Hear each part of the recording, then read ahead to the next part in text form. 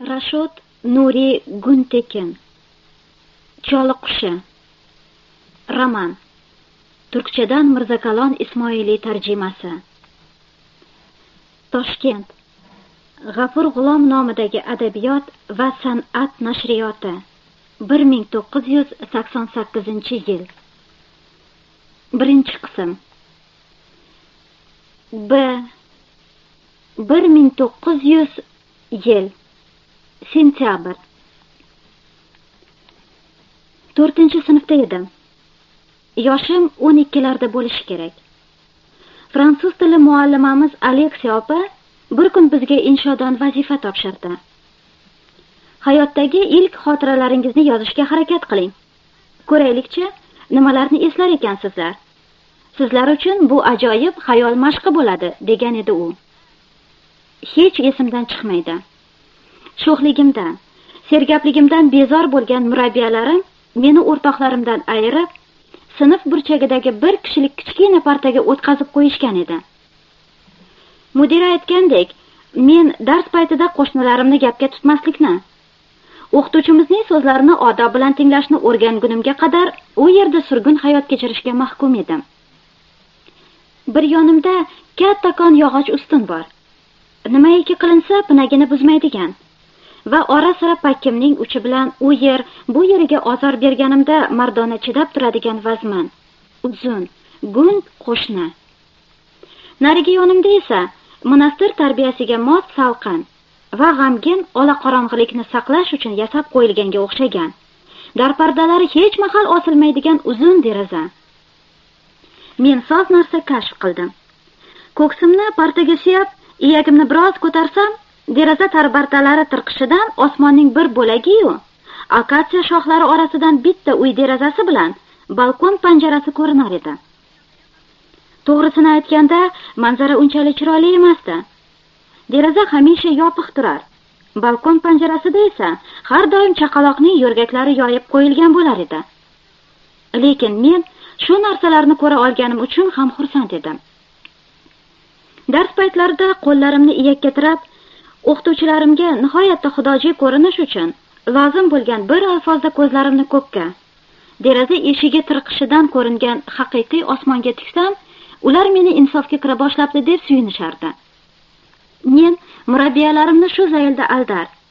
Ular bizdan yashirmoqchi bo'lgan hayotni tomosha qilayotgan kishiday quvonar. Aldaganim va intiqom olayotganim uchun huzur qilardim. Aleksiya opa vazifani tushuntirib bo'lgandan so'ng bizni yozishga qo'yib berdi. Oldingi partalarga husn berib turgan og'ir tabiatli peshqadam o'quvchi qizlar allaqachon ishni boshlab yuborishdi. Ularning yonida o'tirmasam ham nimalar yozayotganlarini kiftlari ustidan ko'rib turganday bo'lar edim. Ilk xotiramda qolgan birdan-bir narsa mehribon onajonimning kichkina kravatcham ustiga egilgan oltin sochli aziz boshi. Menga mehru muhabbat bilan kulimsiragan havorang ko'zlaridir. Tarzida shoirona bir yolg'on.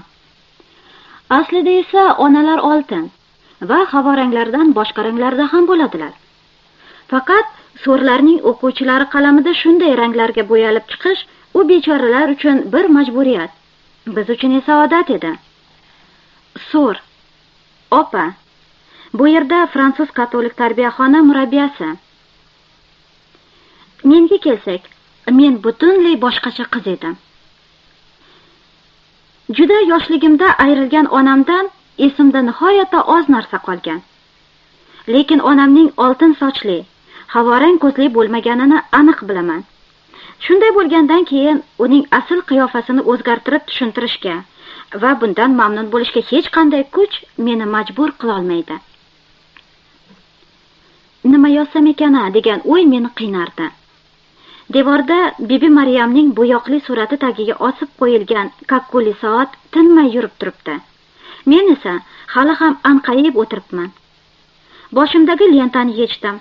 Sochlarimni sekin-asta ko'zimga tushira boshladim. Bir qo'lim bilan qalamni og'zimga tiqib, uni tilim bilan aylantirib o'tiribman. Faylasuflarning, shoirlarning bir narsa yozib turganda burun qashish, bag'baqalarini cho'zish g'alati odatlari bor-da axir. Qalam tishlab sochimni ko'zimga tushirib o'tirishim ham mening chuqur xayol surayotganligimni bildirishi kerak. Xayriyatki, menda xayolotga berilish paytlari juda kam bo'lardi. Aks holda hayotim ertaklardagi chorshanba ayol bilan o'choq xonasining hayoti singari chigal butal bo'lib o'tar edi. Oradan yillar o'tdi. Mana endi begona bir shaharda, notanish bir mehmonxona nomerida o'tirib xotiralarimni yozyapman. Sira tonga yorishmaydigandek tuyulgan tun azobidan qutulish uchun xotiralarimni yozib turgan shu soatimda bir qo'lim yosh bolalik chog'larimdagi singari yana sochlarimni to'zg'itib, ko'zlarim ustiga tushirish bilan mashg'ul. Buning sababi atrofdagi hayot oqimiga o'zini qo'yib yuboradigan yengiltak, beparvo qizaloq ekanligimdan bo'lsa kerak deb o'ylayman. Oxir kunlarda o'zim o'z fikrlarim bilan tanho qolish uchun ko'zlarim bilan dunyo orasiga shu sochlarimni parda qilib qo'yishga tirishardim. Qalamimni kabob sixiday tishlarim orasida aylantirishimga kelsak, to'g'risini aytsam, buning hikmatini o'zim ham bilmayman. Butun bilganim shuki, lablarimdan binafsha siyoh dog'lari arimas edi. Hatto bir kun endi ko'zga ko'rinib kelayotgan qizlik chog'larimda maktabimga meni ko'rgani kelgan bir odamning oldiga mo'ylov qo'ygan kishiday chiqdim-u, uyalganimdan yerga kirib ketayozdim. Nima to'g'risida gapirayotgan edim? Ha, Aleksiya opaning ilk xotiralarini yozdirmoqchi bo'lgan inshosi to'g'risida. O'sha kuni har qancha o'ylasam ham, faqat shu narsalarnigina yozganim esimda. Men baliqlar singari ko'l ichida tug'ilganga o'xshayman. Onamni es bilaman. Otam, enagam, xizmatkorimiz Husayn ham esimda. Bir kuni meni ko'chada qo'ygan qora laychani, bir kuni to'la savatdan yashiriqcha uzum olayotganimda barmog'imni chaqib olgan arini, ko'zim og'riganda tomizilgan qizil dorini, mehribon Husayn bilan Istanbulga kelganimizni. Ha, shularga o'xshash ko'p narsalarni eslayman. Lekin bulardan hech biri ilk xotira emas. O'zim yaxshi ko'rgan ko'lda, quyuq yaproqlar orasida qip-yalang'och bo'lib cho'milib yurgan vaqtlarimdagiday eski xotiralar emas. Dengizday poyonsiz bir ko'l, ichida katta yaproqlar. Atrofida daraxtlar bo'lsa, bu ko'l qanday qilib dengizday katta bo'lishi mumkin deyarsizlar? Xudo haqqi, yolg'on so'zlayotganim yo'q. O'zim ham sizlarga o'xshab hayronman. Ammo aslida shunday bo'lgandan keyin ilojim qancha? Inshom sinfda o'qilganda dugonalarim men tomonga o'girilishib, qahqaha urib kulib yuborishdi.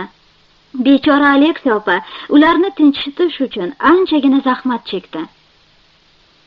Qizig'i shuki, Aleksiya opa qora kiyimi ichida kosov singari bo'yi, oxirli oppoq yoqasi, saroy xonimining peshanaga tortilgan charshafiga o'xshash bosh kiyimi tagidan ko'rinib turgan sepkilli qonsiz yuzi va anorgul singari qip-qizil lablari bilan hozir ro'paramda paydo bo'lib, yana o'sha savolni bersa, hozir ham o'shandan boshqa javob topolmasam kerak.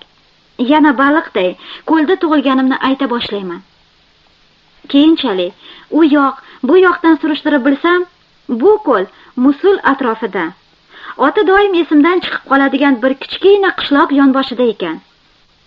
Mening poyonsiz dengizim chakalak orasidagi quruq irmoqdan qolgan bir hovuch suvdan iborat ekan. Otam u mahallar Musulda xizmat qilar ekan. Men 2,5 yoshlar chamasida ekanman.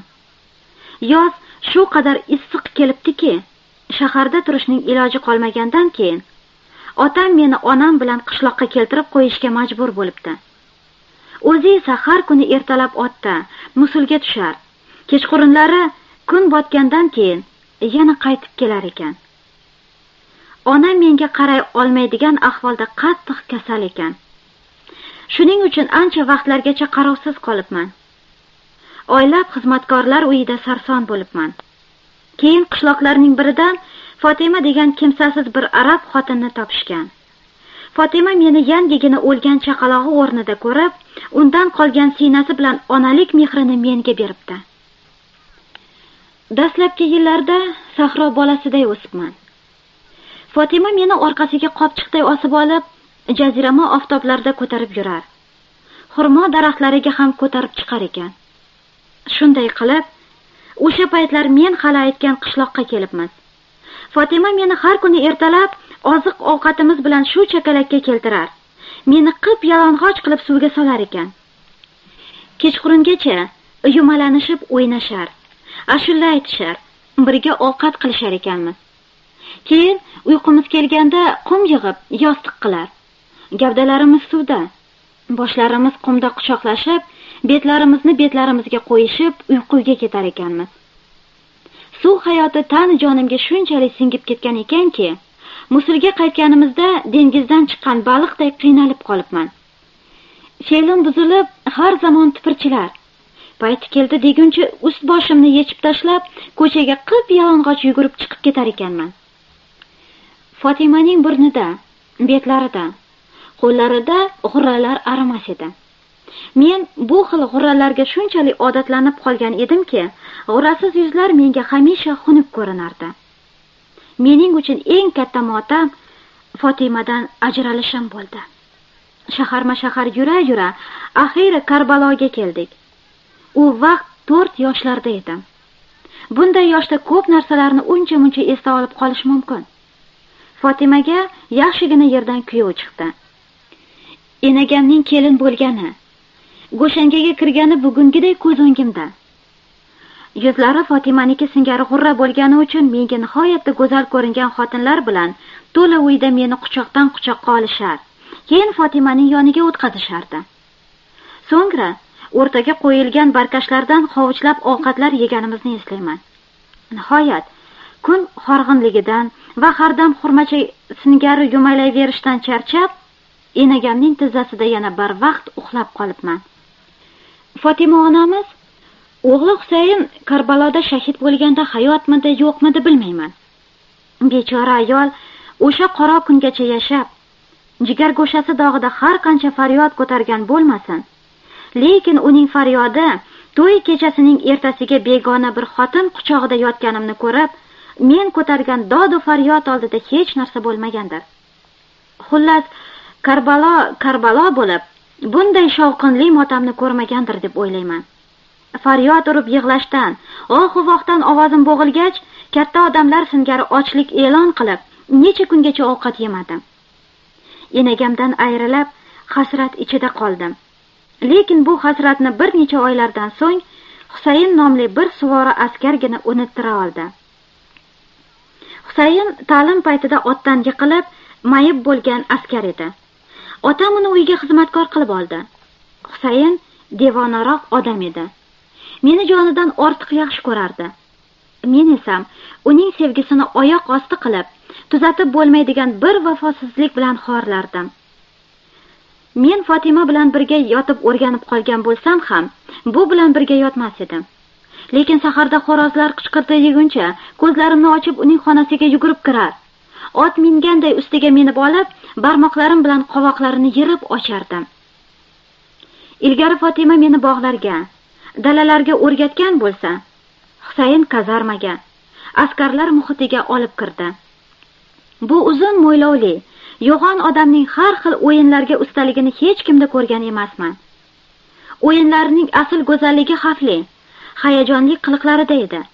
Masalan, meni rezinka to'pday osmonga irg'itib ushlab olar yoki qalpog'iga o'tkazib oyoqlarimdan ushlardi-da, turgan yerida sakrar, gir aylanar edi. Sochlarim to'zg'ir, ko'zlarim tinar. Maza qilganimdan shunday qiyqirib qichqirardimki, bunday lazzatni keyin hech qayerda topmadim. Ba'zan yomon oqibatlar ham bo'lardi. Lekin men oramizdagi ahdga binoan o'yinda jonim achisa yig'lamasligim, undan hech kimga shikoyat qilmasligim kerak. Men katta odamlarday sir saqlashga o'rgandim. Meni bunga insofdan ko'ra ko'proq u men bilan o'ynamay qo'yadi deb qo'rqqanligi majbur qilardi. Kichikligimda meni qilig'i sovuq deyishardi. Balki bu to'g'ridir ham. Nimagaki, kim bilan o'ynasam jonini og'ritar, dodlatar edim. Bu fe'l har holda Husayn bilan bo'lgan o'yinlarimizning oqibati bo'lsa kerak. Jonim har qancha og'riganda ham falokatni voy qilmay, ochiq chehra bilan qarshilashim undan menga bir yodgorlikdir. Husayn ba'zan kazarmada Anatoliyalik askarlarga cholg'u chaldirar. Meni yana xurmachaday boshiga o'tkazib olib, qiziq o'yinlar qilardi. Bir payt u bilan otda ham sayr qiladigan bo'ldik. Otam uyda yo'qligida Husayn oxildan otni olib chiqar. Meni quchog'iga olib, dalalarda soatlarcha o'ynatib yurardi. Biroq bu ermagimiz uzoqqa bormadi. Ishqilib gunohiga qolmayin, oshpaz xotin bo'lsa kerak. U bir kun bizni otamga chaqdi. Bechora Husayn otamdan 2 tarsaki yedi-yu, shu otga yaqinlashmay qo'ydi. Asl muhabbat g'avg'osiz, shovqinsiz bo'lmaydi deyshadi. Biz ham Husayn bilan kunda eng ozi 4-5 marta urishib olardik. Bir qiziq odatim bor edi. Xonaning bir burchagida cho'kkalab, yuzimni devorga o'girib olardim. Husayn 3-4 minutcha meni o'z holimga tashlab qo'yar. Keyin rahmi kelib, birdan ko'tarib olardi-da, chinqirtirib yuqoriga irg'itar edi. Quchog'ida biroz tixirlik qilib o'tirganimdan so'ng, axiri betidan o'pishga rozi bo'lardim. Shu taqlid yarashib olardik. Husayn bilan qadrdonligimiz 2 yil davom etdi. Lekin u yillar hozirgiga hech o'xshamaydi. Shu qadar uzun ediki ular. Yoshlik xotiralarimni so'zlab turib, nuqul Fatima bilan Husayndan bahs etishim biroz ayb bo'lmasmikan? Mening otam Nizomiddin nomli bir suvori mayori edi. Onamga uylangan yili uni Diyorbakirga jo'natishgan. Shu ketganicha Istanbulga boshqa qaytib kelmagan. Diyorbakirdan Musulga, Musuldan Xonikinga, u yerdan Bag'dodga, Karbaloga o'tgan. Diyorbakir Turkiya shaharlaridan biri. Musul, Bag'dod va Karbalo Iroq shaharlari. Birinchi jahon urushigacha Iroq Usmonli imperiyasida edi. Bu yerda aqalli 1 yil ham turmagan. Onamni menga o'xshatishadi. Onam otamga tushgan yili oldirgan bir rasmi bor. Xuddi mening o'zginam. Faqat bechora onam sog'liq jihatidan menga hech o'xshamas edi. Juda zaif ekan. Bitmas tuganmas yo'llarga, tog'larning qattiq havosiga, dalalarning jaziramasiga chidash beradigan sog'lig'i yo'q ekan. Keyin aftidan tag'in bir kasali ham bo'lgan. Bechoraning er bilan bo'lgan butun hayoti shu kasallikni yashirish bilan o'tgan. Nima qilsin? Otamni juda yaxshi ko'rar ekan. Meni zo'rlab erimdan ajratishadi deb qo'rqar ekan. Otam Istanbuldan hamon uzoqlashib borar. Har bir safari oldidan onamga: "Seni hech bo'lmasa bir mavsumgina, mayli, 2 oygina onangning yoniga yuborib turay. Onang bechora ham qarib qoldi. Kim bilsin, seni ko'rgisi kelib, yuragi ezilib o'tirgandir" desa, onam "Shu yog'ini ham pisanda qilibmidik? Istanbulga birga qaytamiz deb apmidik" derkan. Gap kasaliga borib taqalsa, mening hech qanaqa dardim yo'q. Picha charchadim xolos. Tunu kuni havo biroz o'zgardi-da, shundan bo'ldim. O'tib ketadi der ekan. Ammo Istanbulni ko'rgisi kelganini otamdan hamisha yashirib kelar ekan. Tavba, yashirib bo'larmidi? Uyquga ketganidan 2 minut o'tar o'tmas otamni uyg'otar. Qalandardagi chorbog'imizni, naryoqdagi chakalakni yoxud Bosfor suvlarini ko'rganligini aytar ekan.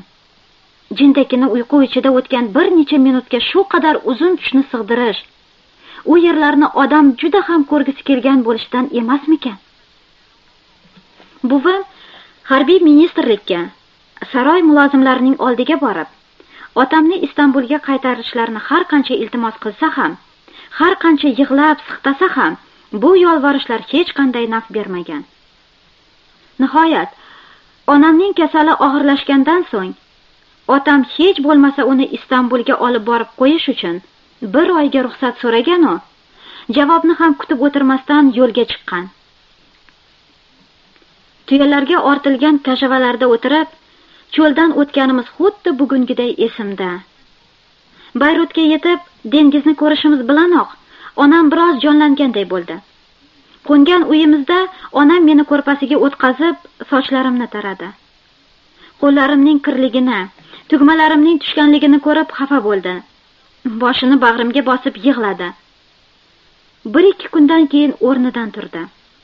Sandig'idan yangi kiyimlarini olib yasandi. Kechqurun otamni kutib olgani pastga tushdi. Otam menda qo'rs tabiat askar taassurotini qoldirgan edi.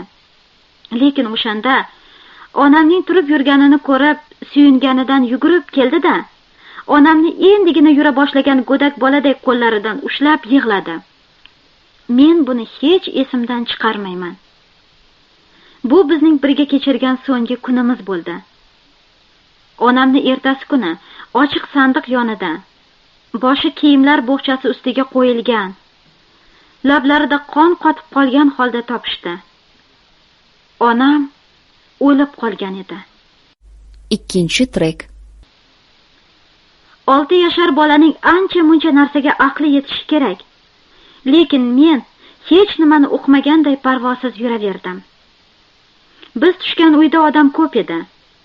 Hali ham esimda, bir necha kungacha kattakon bog'da bolalar bilan bo'g'ishib yurdim. Husayn bilan ko'chalarda, dengiz bo'ylarida aylandim. Jami hovlisiga kirib, qubbalarni tomosha qildim. Onamni begona yerga qo'yganimizdan so'ng Istanbulga qaytish otamning yuragiga sig'madi. Indan keyin buvim xolalarim bilan ko'rishishdan qochdi shekilli ham. Shunga qaramay, meni ularning oldiga yuborishni o'z burchi deb bildi. Nazarimda, kun sayin o'sib borayotgan qiz bolani kazarmada askarlar qo'lida tarbiyalash yaxshi bo'lmaydi deb o'ylagan bo'lsa ham kerak. Meni Istanbulga xizmatkor askarimiz Husayn eltib qo'ydi. Lyuks paraxodni va ust boshi xarob bir arab askari qo'lidagi jajji chaqaloqni ko'z oldingizga keltiring. Kim biladi? Bu manzara paraxoddagi odamlarga qiziq, balki ayanch ko'ringandir. Lekin yo'lga Husayndan boshqa odam bilan chiqsam, bunchalik baxtiyor bo'la olmasdim. Chorbog'imizning orqasidagi butazorda bir tosh hovuz. Bu hovuz labida qo'llari yag'rinidan sinib tushgan yalang'och bola haykali bor edi. Dastlabki kelgan kunlarimda bu siniq haykal oftobdan, yog'ingarchilikdan qoraygan rangi bilan menga mayib, sahroyi boladay xarob ko'ringan edi. Hovuzdagi zilol suvlar ustiga to'kilgan qizg'ish yaproqlarga qaraganda kech kuz payti edi. Shu barglarni tomosha qilib turib, uning tagida suzishib yurgan bir qancha qizil baliqni ko'rdim-u. Bu ne azobda dazmollab kiydirgan uzun shoyi ko'ylagim va yangi botinkalarim bilan to'g'ri hovuzga sakradim. Atrofdan qiy-chuv ko'tarildi. Nima bo'lganini bilgunimcha bo'lmay, xolalarim meni yuqoriga quchoqlab olib chiqishdi-da, ham o'pib, ham koyib kiyimlarimni o'zgartirishdi. Bu vohlar, bu koyishlardan tilim kuygani uchun hovuzga tushishga ortiq yuragim betlamay qoldi. Endi uning chetidagi qumlar ustida cho'zilib, boshimni suvga tiqib yotadigan bo'ldim. Bir kun hovuz bo'yida baliqlarni tomosha qilib yotgan edim. Bu voqea xuddi shu bugungiday esimda. Buvim biroz orqada, egnidan hech tushmaydigan qora chorshafiga o'ralib, bog'chadagi skameykada o'tirgan edi. Chorshaf arab, turk, Eron xotinlari yopinadigan chodira, paranjining bir xili. Husayn esa namoz o'qiyotganday buvim yonida cho'kkalab olgan edi. Sekin-sekin gaplashayotganlarini eshitdim. Har holda turkcha so'zlashayotgan bo'lsa kerak, nima deyishayotganlarini tushunmadim. Faqat ovozlaridan, dam-badam menga qarab qo'yishlaridan shubhalandim. Quloqlarimni quyonday ding qilib oldim. Men chaynab hovuzga tashlayotgan teshik qilchalarga to'planayotgan qizil baliqlar g'oyib bo'lib, buvim bilan Husaynning suvdagi akslari ko'zimga ko'rina boshladi. Husayn menga qarab, kattakon dasturxonchasi bilan ko'zlarini artardi. Bolalarning ba'zan yoshlariga mos kelmagan g'alati sezgilari bo'ladi. Bu gaplardan bir suiqasd hidini sezdim. Husaynni mendan ayirishmoqchi. Nega endi? Lekin mayda sabablarga aqlim yetadigan yoshda emas edim. Faqat bu ayriliq vaqti soati kelganda kunning botishini, yomg'irning yog'ishini to'sib bo'lmagani kabi, bu ham hech bir yo'sin bilan oldini olib bo'lmaydigan bir falokat ekanini juda yaxshi tushunardim. O'sha kechasi buvimning yotog'iga juftlashtirib qo'yilgan kichkina kravatchamda birdan ko'zlarim ochilib ketdi. Boshimizdagi qizil qalpoqli chiroq o'chiq bo'lsa ham, derazalardan tushib turgan oy nuridan xona yop-yorug' edi. Uyqum qochdi. Yuragimda chidab bo'lmaydigan bir alam paydo bo'ldi. Bilaklarimga tiranib, sekin buvimga qaradim. Uning uxlayotganiga ishonganimdan keyin karavatimdan asta tushdim. Oyoq uchida yurib, xonadan chiqdim. Boshqa bolalar singari qorong'ilikdan, yolg'izlikdan qo'rqmas edim. Zina pog'onalari g'ichirladi deguncha, katta odam ehtiyotkorligi bilan turgan yerimda to'xtab, sekin asta dahlizga tushdim. Eshiklarni qulflab qo'yishibdi. Lekin bog'cha eshigi yonidagi deraza ochiq ekan. Jonimga shu oro kirdi. Derazadan bir sakrab tashqariga tushdim.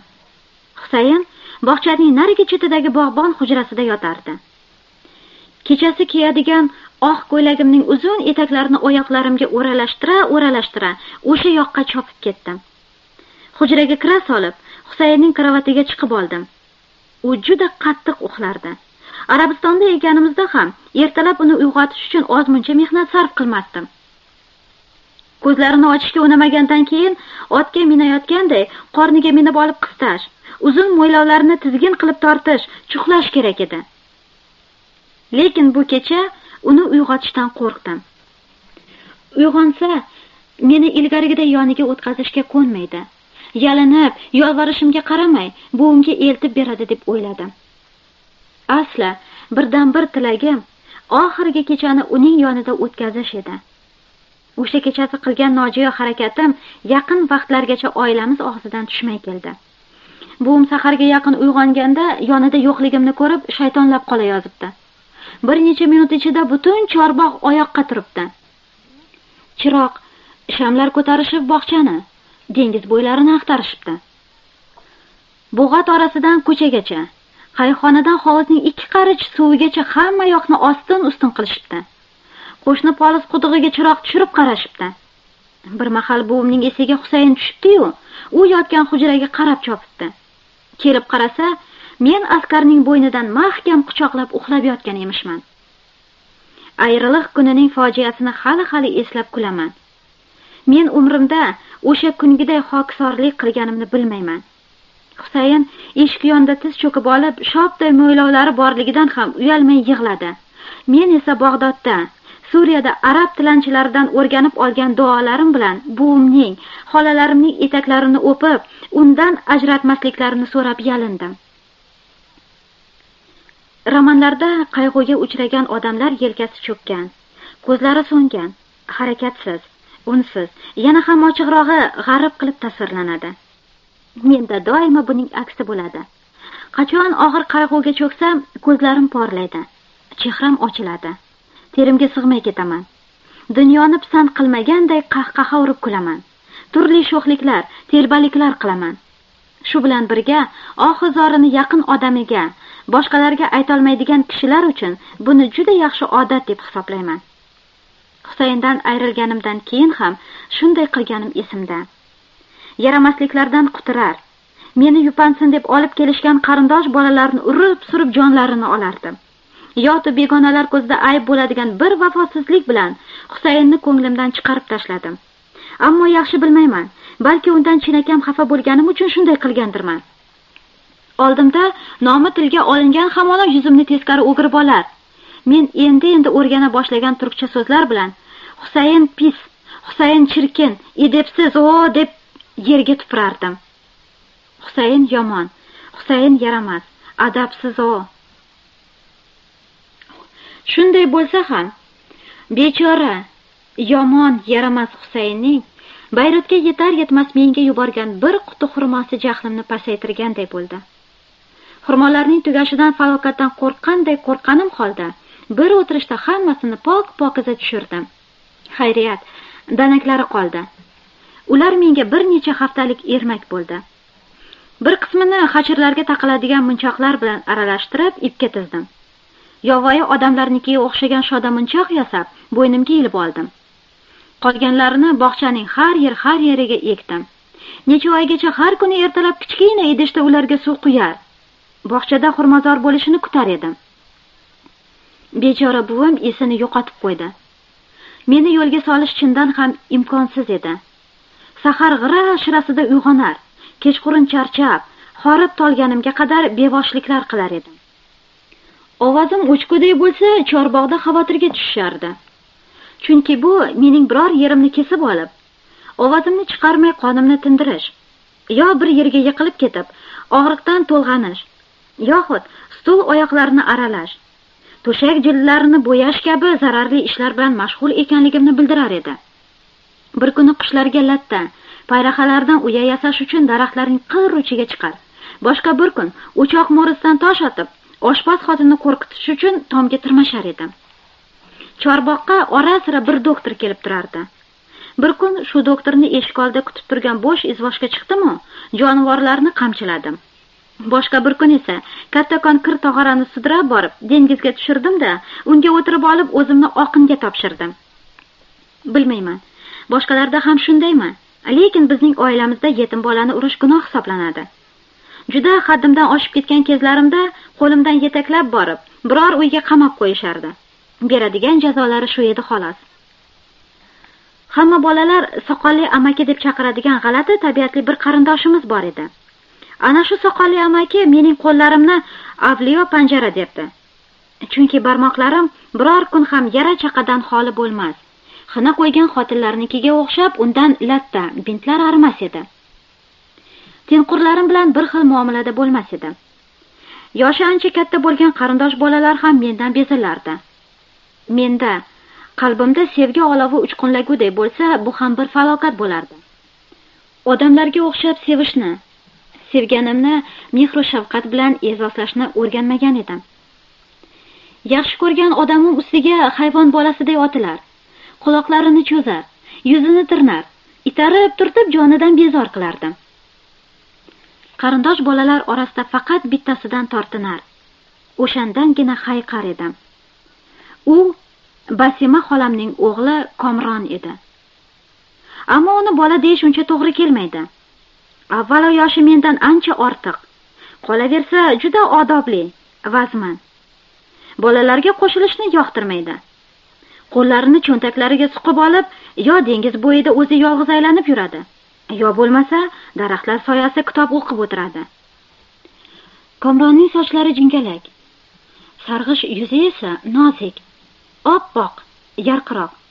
Shunchalar yarqiroqki, yuragim chopsa-yu, quloqlariga yopishib olib, yaqindan betlariga qarasam, xuddi oynadagi kabi o'zimni ko'rishimga ishonaman. Undan tortinsam ham baribir janjallashdim. Dengiz bo'yida savatda xarsang tosh tashiyotgan edim. Shulardan bittasini oyog'iga tashlab yubordim. Bilmayman, tosh og'irmidi, yo u anchagina nozikmidi, birdaniga chinqirib voy-voylab yubordi. Esim chiqib ketdi. Bog'chadagi kattakon chinorga maymundek chaqqon tirmashib chiqib ketdim. Meni u yerdan na ozor, na do'q va na yolvorishlar tushira oldi. Oxiri bog'bonni orqamdan chiqardilar. U ko'tarilgan sari men ham daraxt uchiga chiqib ketaverdim. Ammo u og'irimni ko'tara olmaydigan ingichka shoxlarga chiqishdan toymaydigan bir alfozda ekanligimni, agar orqamdan chiqaversa falokat ro'y berishi mumkinligini ko'rib pastga tushib ketdi. Xullas o'sha kecha qorong'i tushguncha daraxt shoxida qushday o'tirdim. Mening dastimdan bechora buvimning uyqusida halovat qolmadi. Boyaqish xotin mening telbaligimga kun sayin ko'proq ishona bordi. Goho saharda, kechagi sho'r va g'avg'omdan boshi tinchishga ulgurmay, buvim mening shovqin suronim bilan uyg'onar, ko'rpasida to'lg'anar, mening qo'llarimdan ushlab olib, o'zi o'lib, qarigan chog'imda bu maxluqni boshimga balo qilib tashlab ketdi-ya deb onamdan xafa bo'lardi. Shunisi ham aniqki, shu choq onam go'ridan chiqib, shu maxluqni deysizmi yo meni deydigan bo'lsa, buvim albatta meni degan, uni kelgan yeriga qaytarib yuborgan bo'lardi. Albatta, kasalmand bir kampirning kechasi horg'inligi bosilmasdan uyg'onishi jabr. Lekin shunisi ham borki, kechasi bilan tinib tinchigan taqdirda ham yolg'izlik ruhi bilan uyg'onish, judoliklar alamida azob chekish yanada og'irroq bo'ladi. Xullas, shuncha zahmat yetkazganimga qaramay, buvimning men bilan ovunganiga, men bilan baxtiyor bo'lganiga ishonaman. Buvimdan judo bo'lganimizda 9 yoshlarda edim. Otam ham ittifoqo Istanbulda edi. Otam bechorani bu safar Tripolidan Albaniyaga ishga o'tkazishibdi. Shuning uchun Istanbulda atigi bir hafta qolishi mumkin edi. Buvimning o'limi uni mushkul ahvolga solib qo'ydi. Beva ofitser 9 yashar qizini yetaklab tog'i toshlar orasida sargardon bo'lib yura olmas edi. Meni siqilib qoldi deb qo'rqibmi, xolalarimga tashlab ketishga negadir ko'ngli chopmadi. Nimani o'ylagan bo'lsa o'ylagandir. Har holda bir kun meni yetaklab borib kemaga o'tkazdi. Istanbulga o'tdik. Ko'prikda yana aravaga tushib, uchi-keti ko'rinmagan o'rlardan oshdik. Bozorlardan o'tdik. Keyin bitta katta g'ishtin bino oldiga kelib to'xtadik. Bu yer umrimning 10 yilini qamoqda o'tkazishim kerak bo'lgan so'rlar maktabi edi. Bizning eshik yonidagi pardalari, derazalari yopiq, ola-qorong'i bir xonaga olib kirishdi. Hamma narsa avvaldan gaplashib qo'yilgan bo'lsa kerak. Birozdan keyin qora kiyimli bir xotin kirdi-yu, to'g'ri mening ustimga kelib engashdi. Boshidagi oq ro'molining uchlarini g'alati bir qushning qanotlari singari sochlarimga tegizib turib, yaqindan yuzimga tikildi. Betlarimni siladi. Maktabga qo'ygan birinchi qadamim yangi bir bema'nilik, yana bir yaramaslik bilan boshlanganini eslayman. Otam mudira opa bilan gaplashib turganida men xonani aylanib, uni buni kovlashtira boshladim. Bir vazaning rangli rasmlariga barmog'imni tegizib ko'rmoqchi bo'ldim, u tushib chil-chil bo'ldi. Otam qilichini sharaqlatib o'rnidan sapchib turdi. Jahl bilan qo'limdan tortdi. Singan vazaning egasi mudira opa esa aksincha kulardi. Qo'llarini silkitib, otamni tinchlantirishga harakat qildi. Maktabda bu vazaga o'xshash yana qancha narsalarni sindirishim turgan gap. Uydagi bevoshligim u yerda ham davom etdi.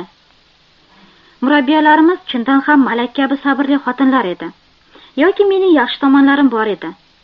Yo'qsa, mening dastimdan bu qadar ozor chekishlari mumkinmi? Qalay? Sinfda sira tortinmay to'polon qilar. U yoqdan bu yoqqa o'tib yurardim.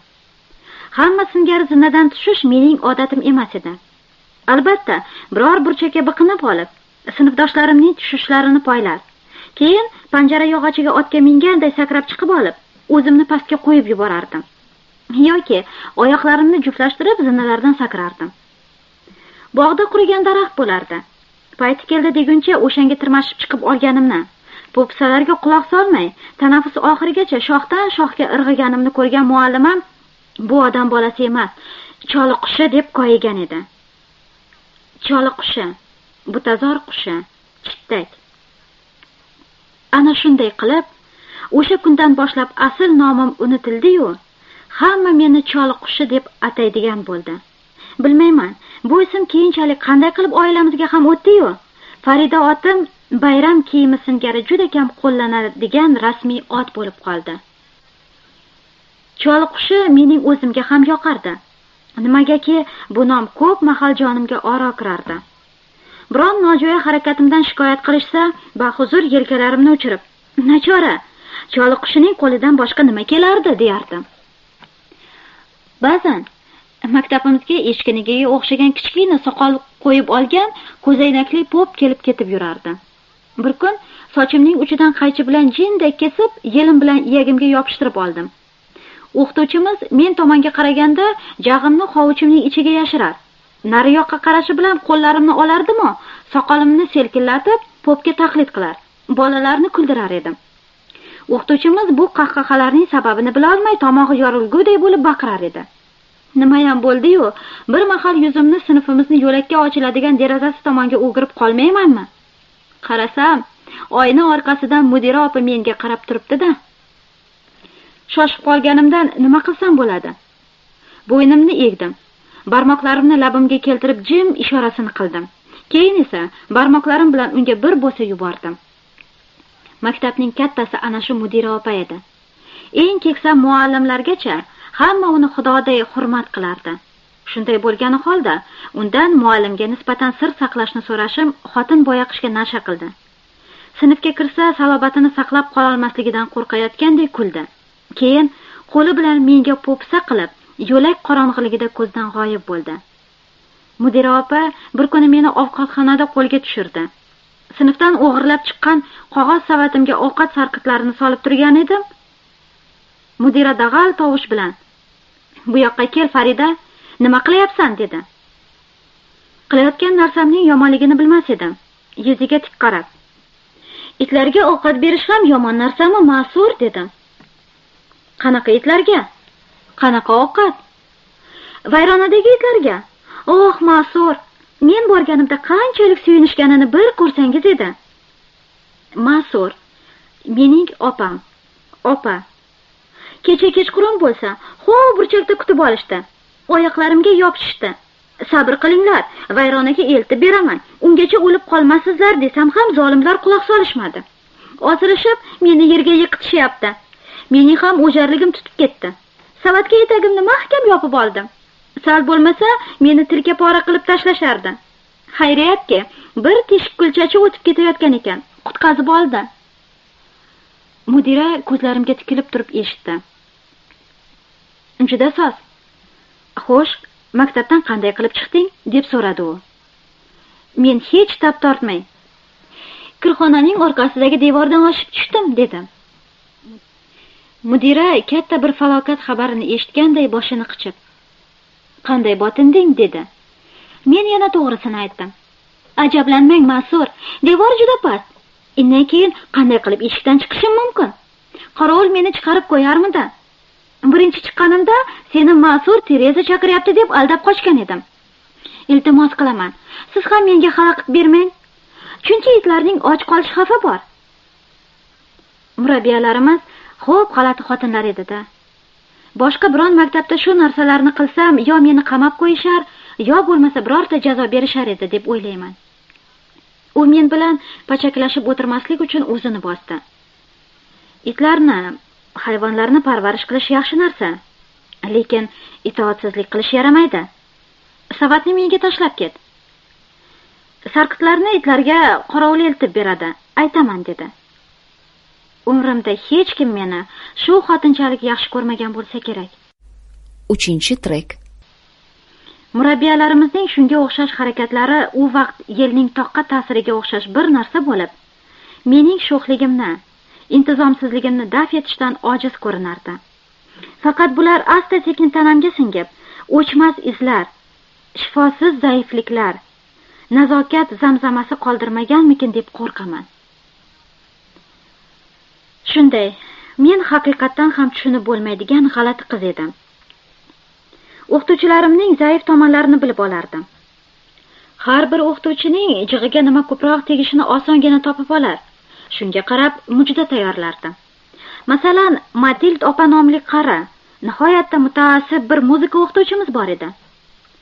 U devordagi Bibi Maryam surati oldida ko'zlaridan yosh to'kib, ibodat qilib turganda, men surat tevaragida uchib yurgan pashshalarni ko'rsatardim-da. "Ma'sur, maloikalar aziz onamizni ziyorat qilgani kelishibdi" degan so'zlar bilan jon tomirini uzib olardim. Boshqa bir o'qituvchimizning haddan tashqari toza, pokizaligiga e'tibor qildim.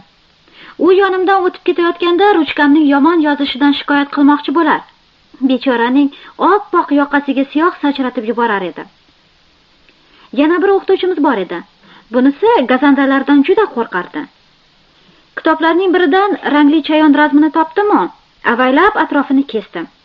Keyin ovqatxonadan bitta kattakon so'na tutib kelib, haligi qog'oz parchasini yelim bilan so'na ustiga yopishtirdim-da. Kechqurun dars tayyorlayotgan paytimizda bir bahona bilan o'qituvchimizning yoniga borib, so'nani stol ustiga qo'yib yubordim. Men uni savolga tutib turgan edim. So'na birdan o'rmalay boshladi. Bechora xotin kerosin lampaning yorug'ida qo'rqinchli bir chayon bo'g'inlarini, nishlarini titratib stolda o'rmalab kelayotganini ko'rdi-yu, birdan dodlab yubordi. Darhol yonida turgan lineykani olib, bir urishda so'nani stolga qapishtirdi.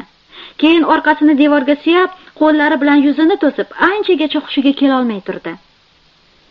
O'sha kecha o'zim ham yotoqda bir soatcha u yoqdan bu yoqqa ag'anab, yuragim ezildi. Men u vaqtda 12 yoshga chiqqan, ko'nglimda or, hayot tuyg'ulari anchagina uyg'onib qolgan edi. O'qituvchimga qilgan muomalamdan uyaldim. Bu aybim osongina kechirib yuboriladigan ayb emasligini anglar. Ertaga albatta qiynoq qistovga olinishimga aqlim yetar edi. Kim biladi, oqibati nima bo'ladi? Mudira opani tushimda bir necha bor ko'rdim. Yonimga g'azablanib kelar, ko'zlarini olaytirib baqirardi. Ertasi kun birinchi dars voqeasiz o'tdi. Lekin ikkinchi darsning oxirrog'ida sinf eshigi ochilib, murabbiyalardan biri kirdi-yu, o'qituvchimga bir nimalar degandan so'ng meni tashqariga imo qildi. Naqadar qo'rqinchli. Men yelkalarimni qisib, tilimni cho'chchaytirib sekin tashqariga chiqib borayotganimda bolalar kulishar. O'qituvchim esa lineyka bilan stolni sekin-sekin taqillatib, ularni jim bo'lishga, shovqin solmaslikka chaqirar edi. Bir nafasda mudira kabinetiga yetib keldim. Keldim-u, taajjubda qoldim. Mudiraning chehrasi tushimda ko'rgan chehraga sira o'xshamas edi. Shundayki, chayon surati